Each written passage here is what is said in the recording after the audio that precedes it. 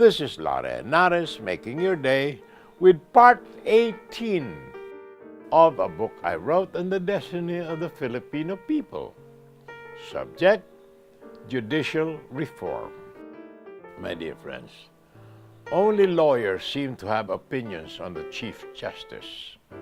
Lawyers who have too much at stake in the present system that they probably cannot conceive of drastic change. For once, listen to the opinion of a non-lawyer like me.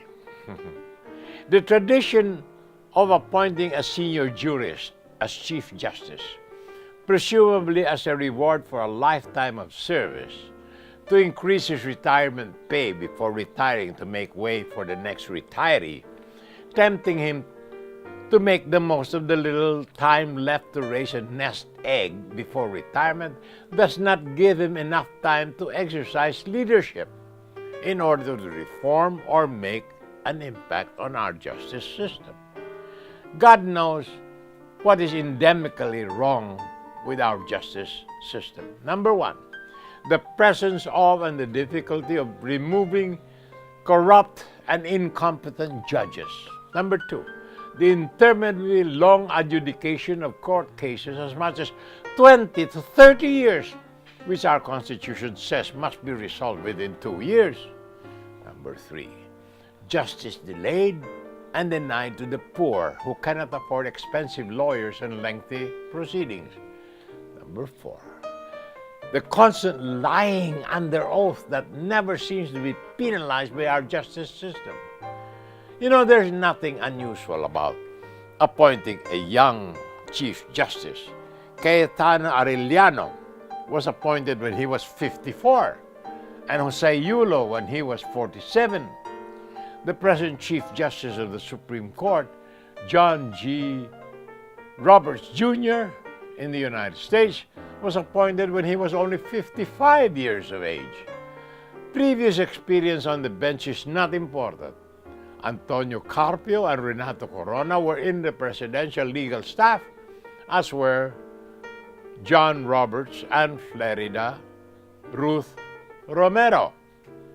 Earl Warren was governor of California with a bad history of interning Japanese Americans during the war. Yet, as Chief Justice, he changed the judicial landscape of the United States, ending the separate but equal school segregation of the blacks, instituting the Miranda rights, the doctrine of due process, and requiring the one-man, one-vote rules of apportioning political representation. More about this after these messages.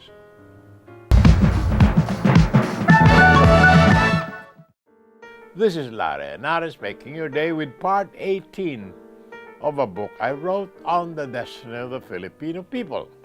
Subject, judicial reform.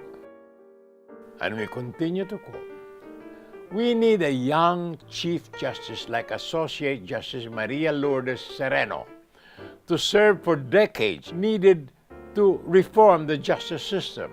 Number one, to encourage the public to complain about corrupt and incompetent judges who sell their judgments, whose judgments are consistently overturned by higher courts, who delay and deny justice to the poor who cannot afford lengthy cases and high-powered lawyers. Number two, to consciously shorten the time for the adjudication of court cases by conspicuously rewarding judges who clear their dockets every year, and judges who render judgment within the 2-year limit imposed by the Constitution. Number three, by automatically accusing those who lie under oath in every high-profile court case of perjury and imposing the highest penalty on the guilty.